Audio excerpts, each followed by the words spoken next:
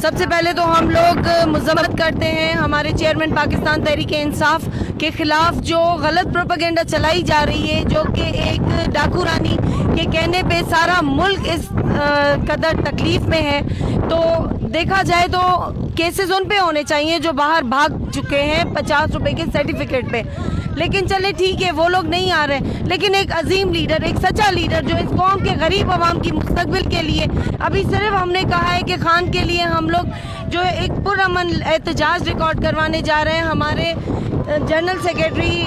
سندھ کی ہدایت پہ، تو یہ غریب لوگ ہمارے ساتھ خود ہی جڑ رہے ہیں، خود ہی یقین جانیے یہ لوگ خان کی محبت میں آ رہے ہیں، یہ کسی کی محبت میں نہیں آ رہے۔ تو ہمیں کسی سے شکوہ نہیں ہے، ہم اپنی عدلیہ کی، ہم اپنے اداروں کی سب کی عزت کرتے ہیں۔ ہم صرف اتنا چاہتے ہیں کہ جو انسان پاکستان کو صحیح سمت لے کے جائے اس کو بھی موقع دیا جائے اور ان کو جو ہے باعزت بری کیا جائے تمام کے